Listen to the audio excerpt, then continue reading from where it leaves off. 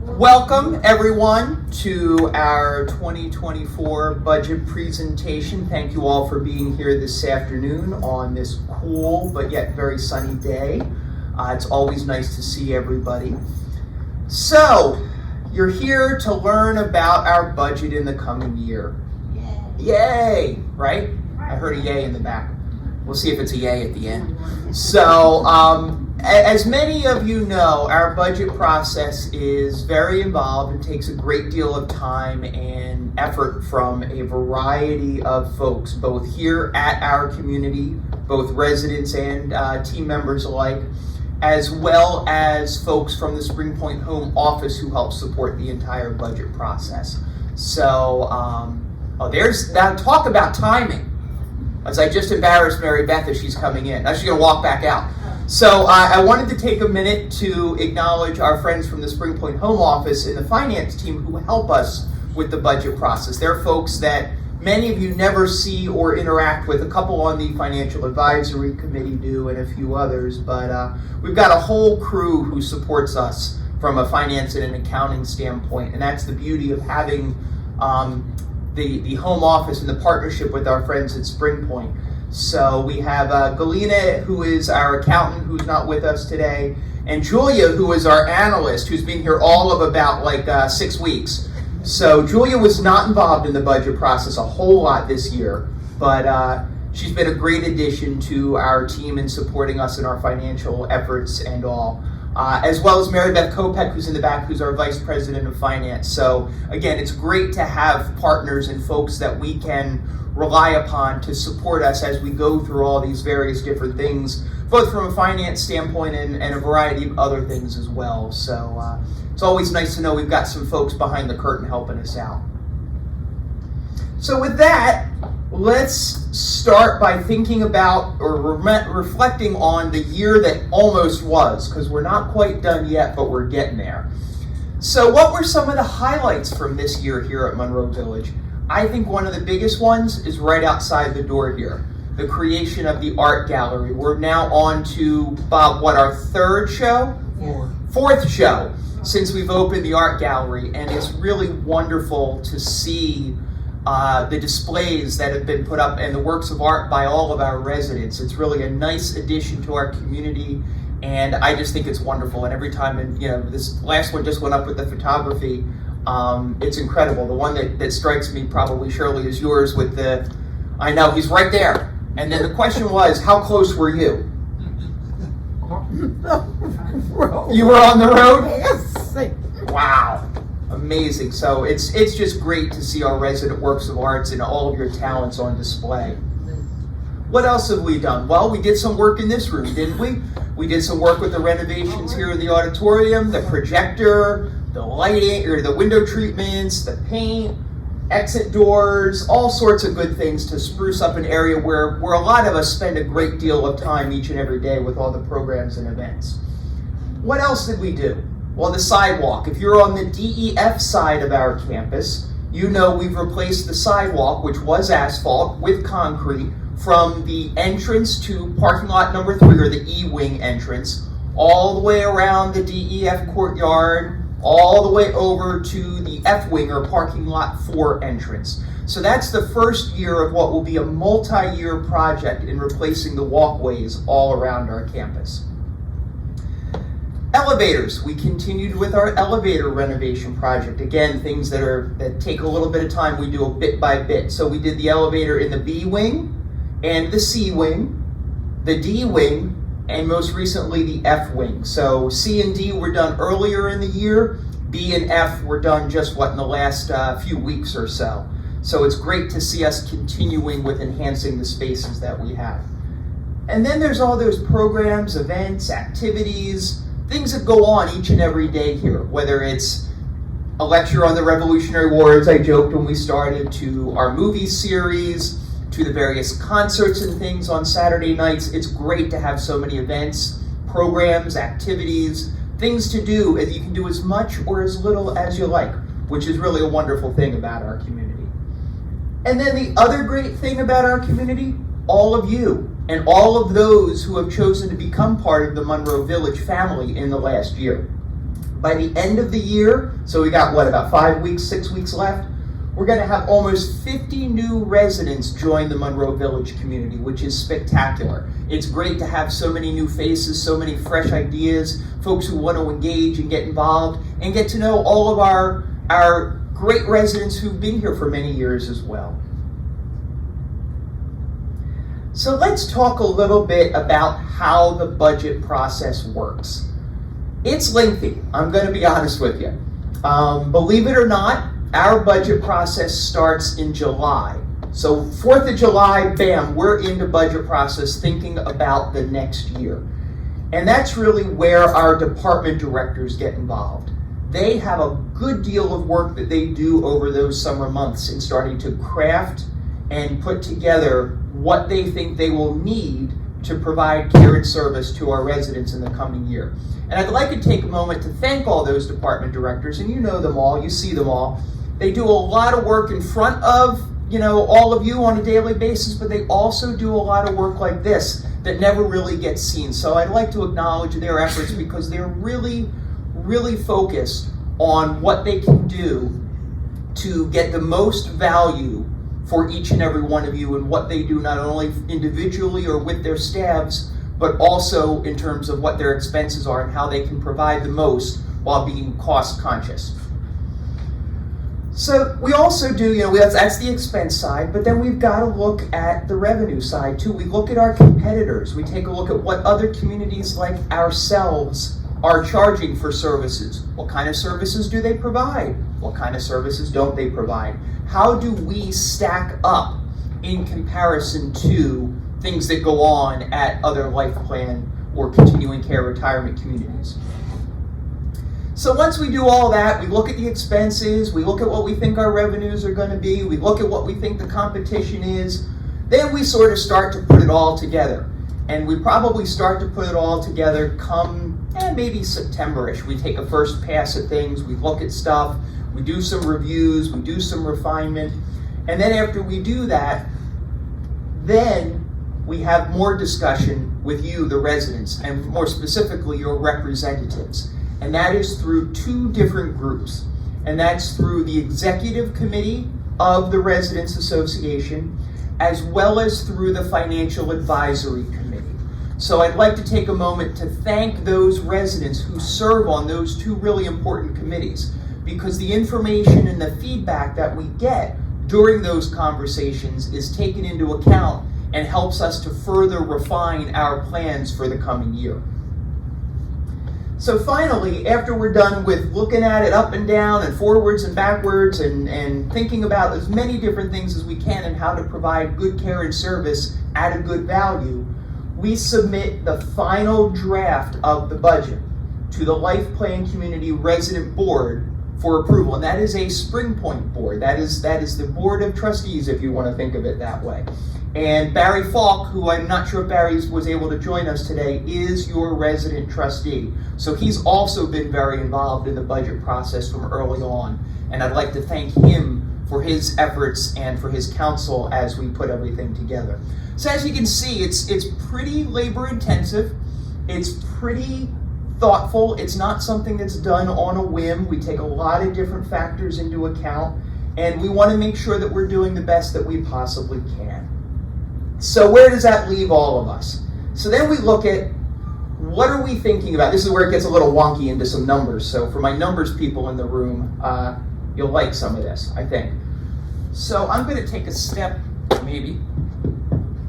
Can you hear me through this? No. Hold on, let me turn it up.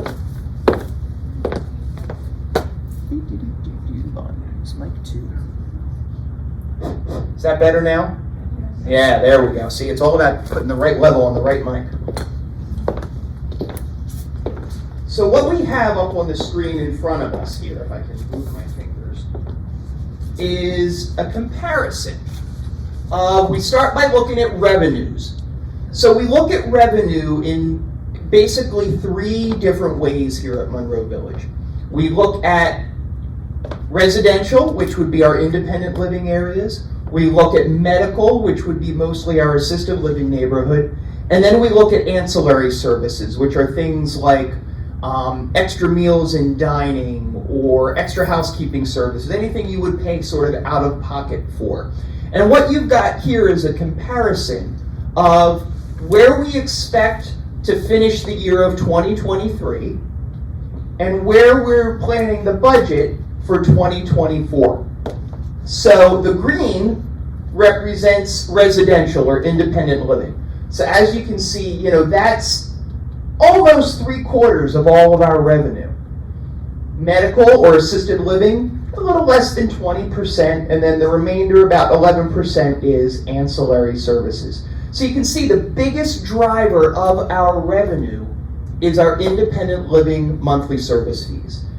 And for 2023, well, I'll be honest, we fell a bit short of what we budgeted it to be or what we expected it to be.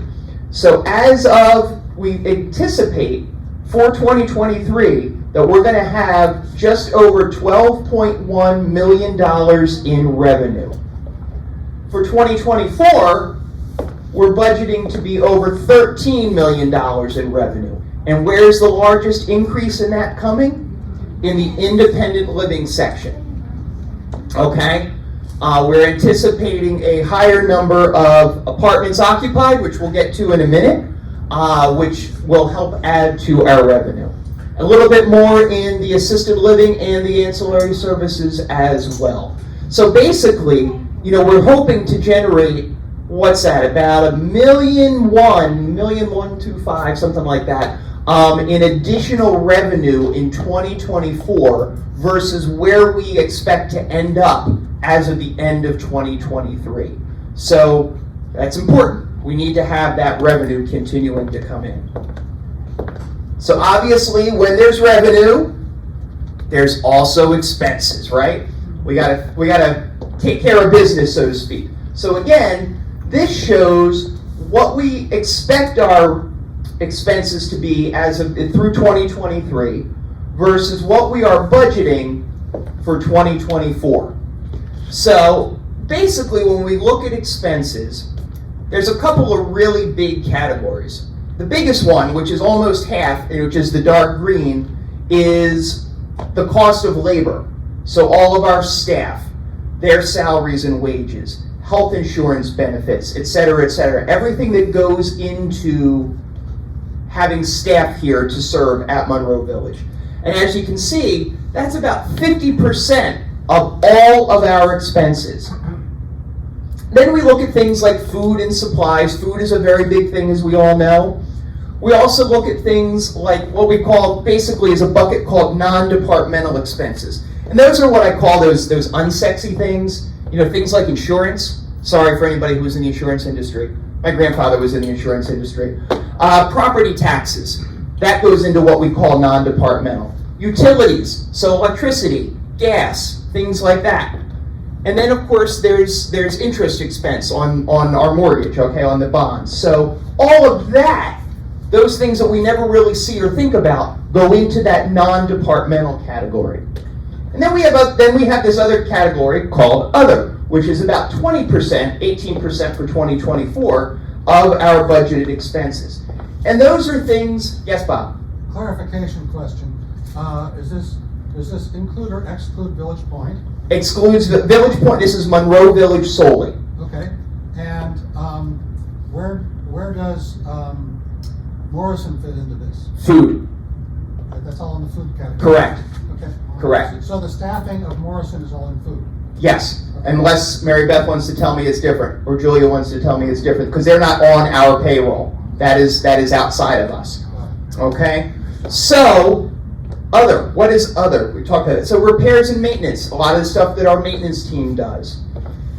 Things that are contracted services. They might say, what's a contracted service? It's not Morrison. That stays with food. But things like our elevator maintenance company. Things like our heating and air conditioning maintenance company. Things like that. Those go into that other category. Legal expenses. Things like that go into the other category. And then there are all of the programs and the resident events and the activities and all of that. The cost of those things also fall into that other category. So when you look comparing year to year, our expenses, this is what we expect to end 2023 at. And this is what we're budgeting for 2024. So we are expecting that our expenses are going to go up by about $300,000 from the year prior.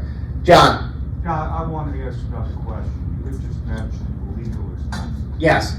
Wouldn't that go under administrative, but I guess your administrative expenses? It's all under the other. Yes, John's question was about legal. But that makes it very broad and general, does it not? Well, it does, John, and I'd love to get into the accounting detail with you, and we certainly can, but for the purposes of this presentation, we kept kind of broad categories. There's a lot of refinement that if you look into the detail of the budget that shows all of that. I was just listing some examples of what things are that fall into those categories.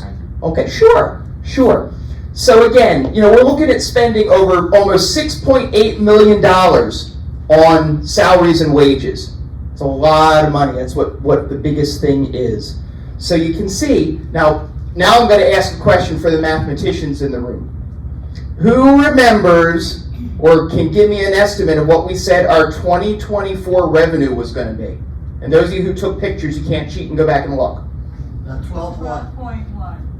12.1 was for 2023, yes. And for 2024, it was 13. Oh, I get a couple good ones. 13.2, almost 13.3.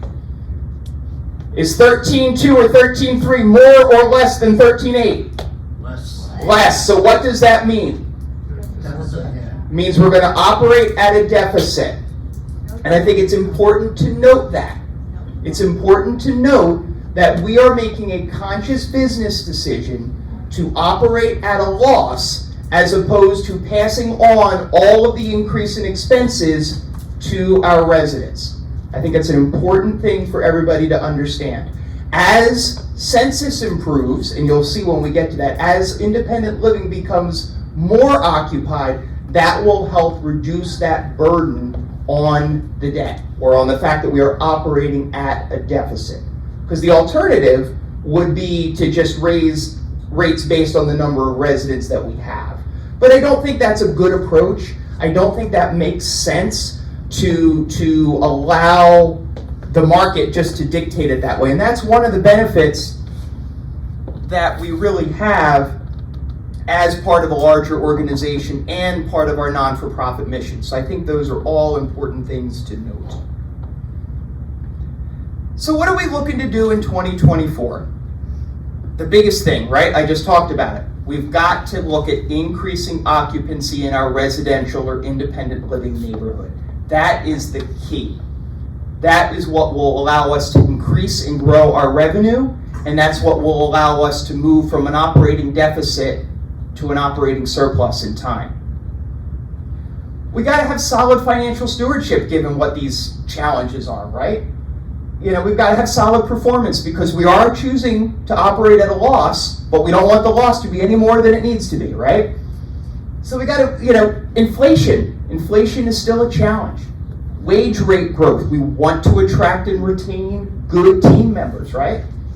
Economic uncertainty.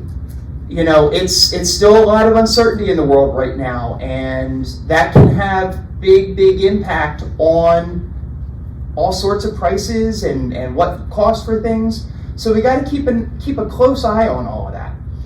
And when I talk about inflation and wage rate growth, a couple of statistics that I think are important to note. Based upon the October CPI reports, the cost of housing is up 7.2% year over year. The cost of care in the home is up 6.9%. Food away from home, so not food that you buy at the grocery store, but food if you went to a restaurant, up 5.4%. And then wages and salaries across the United States, those are up 4.6%. So you can see, while it may not be quite as much of an inflationary environment as we were in this time last year, inflation is still playing a factor in so many different things, particularly a lot of things that have a direct impact on communities like ours. So that already leaves us sort of operating with one hand tied behind our back when it's costing significantly more for things that we've been used to having for years and years and years. So we just need to keep all of that in mind as we look at where we're going as we're heading toward the future. again, staff members, right? We talked about that's our largest expense, right? And that's who all of you interact with the most every day. So that wage and salary increase across the country of 4.6%, we need to be able to stay competitive. We need to be able to bring in and retain good team members so we can create those exceptional experiences for all of our residents. We need to continue to build upon our dining program. It's something that requires additional attention, additional focus, and additional improvement. So we want to build upon some of the progress we've made. We want to continue to enhance the menu as we've done, change up, and enhance the service offerings. We want to look at different meal programs. What else can we offer our residents in terms of meal programs, in terms of options, in terms of choices? I think choice and option are one of the key things we need to continue to focus on all throughout Monroe Village, but particularly within our dining services program. We need to enhance the resident engagement. I think we really have a good involvement of our residents through the Residents Association, but we need to continue to build on that. Find additional ways to partner, additional groups that we can start and get our residents involved with. And then regular communication. I think that's really important. Whether it be at our town hall meetings, whether it be at different committee meetings, whether it be via written communication, the memos that go out from time to time. Transparency is really, really important, and I believe in that. And we try to get as much information out to all of our residents in as expeditious a manner as possible and answer any questions as they come up. I think that really is important, that we continue to focus on that communication with all of you here at Monroe Village.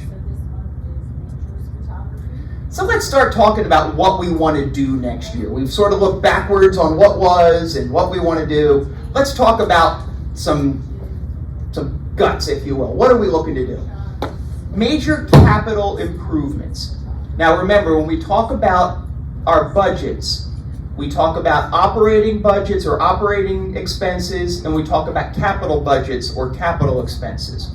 And the way I like to describe them is things that are operating are like your everyday sorts of things, like things that you might, if in your personal life, might be in and out of your checkbook. Let's put it that way. Your money comes in, you write the check for the monthly mortgage, you write the check for the monthly gas bill, you write the check for the groceries. That's operating. Then there are things that in your home life or in a personal life you might save money for. Like you might save money for a car, or you might save money to redo your roof or redo your kitchen. Those sorts of things are capital, things that you might save up for that are bigger projects. So what we're talking about here are capital expenditures, those kind of big ticket, big deal sort of things, if you will. So we talked about what we've done thus far with the sidewalk and the asphalt. We're going to continue that project. Like I said, that's going to be a several years long project, replacing the walkways all throughout our campus.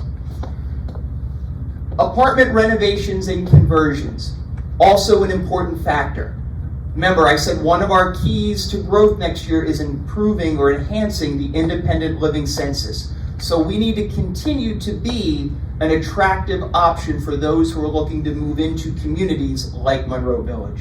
So, continuing with those renovations, doing the conversions where we take some of our smaller apartments that are less desirable and put them together to create larger apartments that are more desirable. They're all important things for us to continue to focus on. The elevators, another several year long project. We're down to 2 elevators in independent living, in the A wing and the E wing, that need to be renovated. Those will happen in the coming year, as will the elevators in assisted living. So as of the end of 2024, all of our elevators throughout the entire Monroe Village campus will have been upgraded, both in terms of internal or cosmetic, as well as the guts of the elevator. Those were done several years ago. We did the same sort of process there. So here's one I'm excited about. Construction of an art studio to supplement the creative workshop. We know all the things that happen down there in the creative workshop, and we see all the things that are continuing to bubble out here at Monroe Village through the creativity and the artistic abilities of our residents. So we're going to add an art studio next year, which I think is really going to be great. We'll have this additional space for additional programs, additional classes, more things to do, more things to get involved with. I'm really excited about that. It's something we've thought about for a couple of years now, and we're at the point where we can go ahead and make that a reality. And I know we've got a lot of folks that'll really enjoy that once it's all done. We're also going to purchase some new equipment for the fitness center. The fitness center is another popular place on our campus. There's folks there pretty much from the time we open, almost to the time we close when the fitness center closes. And we get a lot of use on the equipment. So we need to update it. We need to order and buy a few new pieces, change things up a little bit, add some new stuff for all of our residents who use the fitness center to work out on. So we're excited about that. Now, of course, we can't forget about our friends over in assisted living. That part of our community is very, very important to us as well. So over the course of time, we've been doing upgrades and renovations and enhancements in our assisted living neighborhood.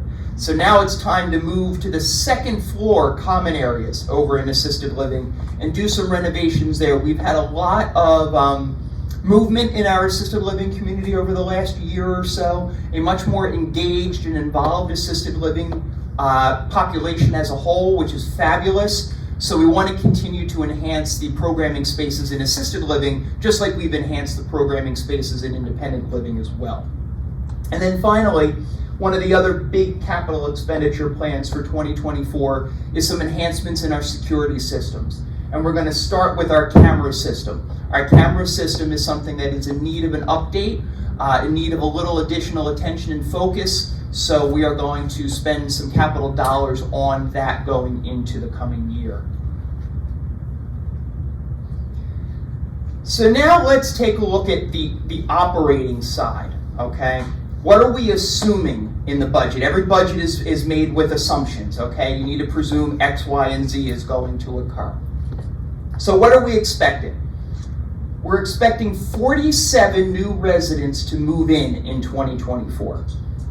I think that's a pretty reasonable assumption. This year, like we said, we're going to be close to 50. We're probably going to come out around 47 or 48. Last year, 2022, we were above that. So I think 47 new residents moving in is pretty reasonable. And I think it's important, I think it's important to be reasonable when you're making your budget assumptions so you don't create a situation that's untenable. So the 47 residents moving in, we do anticipate that 42 residents will move out of independent living. Now, what does that mean? That means movement to assisted living. It means movement to Village Point. Sadly, it does mean some residents will pass away in independent living, and we do need to plan for that as well. So 47 minus 42 is 5, so we're expecting a net increase of 5 apartments being occupied during the 2024. From January to December, we expect a net growth of 5 apartments occupied. So where does that leave us on average for the year? It leaves us at, let's just call it 80% occupied, 200 apartments occupied on average. We have 250 apartments here in independent living, so 200 out of 250 is 4/5, which is 80%. Over in assisted living, we have 28 apartments in our assisted living neighborhood, and we are anticipating that 26 of those 28 will be occupied, which is pretty consistent with where we've been over the course of time. So I feel pretty comfortable in our budget assumptions that we are not creating anything that is unrealistic in terms of the revenue side, because that's really, really important for us, as we know, because we are operating at a deficit. We want to make sure that we are being realistic in our revenue expectations. So with that, remember one of the things I said in the beginning, one of the things we do is a competitor analysis, right? I talked about that. We look at what other communities like Monroe Village are offering their residents and what their monthly service fees are and what their rate increases are. All of that plays into taking a look at how we structure our budget for 2024. So I wanted to share with you some of the rate increases that some of our competitors are going to be providing or offering, if you will, in the coming year. So Applewood, I think we all know Applewood's probably the one that's closest to us, right down the road in Freehold. They are budgeting a 5% monthly service fee increase for their residents next year. Cedar Crest, it's one of the Erickson communities, 5% as well. Chelsea Senior Living, they're a larger national provider, 8% increase there in 2024. Fellowship Village, some of you visited Fellowship Village last year at the Orange meeting. Fellowship Village is planning for a 6% monthly service fee increase in 2024. Lantern Hill, 5%. The Pines, which is down in Manchester, down closer to the Jersey Shore, down Whiting area, that's a 6% increase. They're looking there. Seabrook, another Erickson community, 5%. Spring Hill, another large player in the senior market, 8% increase there. Sunrise, anywhere from a 7 to a 9% increase. In Cranes Mill, which is a fellow life plan community, they are located up in North Jersey, they're looking at a 5% increase. So, there's really only one reason you all came, right?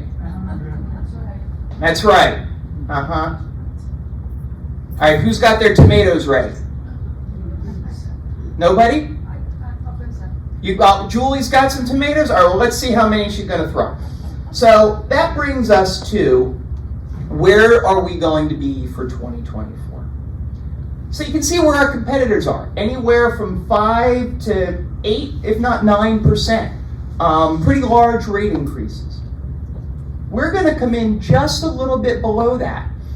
For our residents with in independent living with residence and care agreements, that's a 4.9% rate increase we are budgeting for 2024, which is significantly lower than where we were last year at 7.9%, and on the low end, just a hair lower than all of our competitors. For those independent living residents with a rental agreement or a lease agreement, the rate increase there is going to be 7.9%. So again, kind of in line with what some of those larger national providers are that only offer those sorts of agreements. Over in assisted living, we're going to see a 7.5% increase in assisted living, pretty much on par with our competitors and in alignment with what the expenses are for our assisted living neighborhood. And then ancillary services, that's all that catch-all of all those other things. They're going up pretty much in the same alignment with the monthly service fees, about 4.9%. But you'll see all of that. That'll come out probably, certainly no later than December 1st, but probably the beginning of next week after the Thanksgiving holiday. That will be, the ancillary fee schedule will be distributed to everyone. So that's the crux of it. 4.9% increase for most, 7.9% increase for a few, and 7.5% increase in our assisted living neighborhood. So with that, I would like to wish everyone a happy Thanksgiving. Looks like the weather's going to cooperate with us this week. A little chilly, a little cold, but sunny, so that hopefully they'll be able to do the parade up in New York. We'll see all the balloons and everything else like that. And you'll get to have the opportunity, hopefully, to spend time with those you love. And that's my hope as well, to be able to spend time with those I love. So with that, I wish you all a very happy Thanksgiving. I thank you very much for your time and attention today, and have a wonderful afternoon. Thank you, everyone.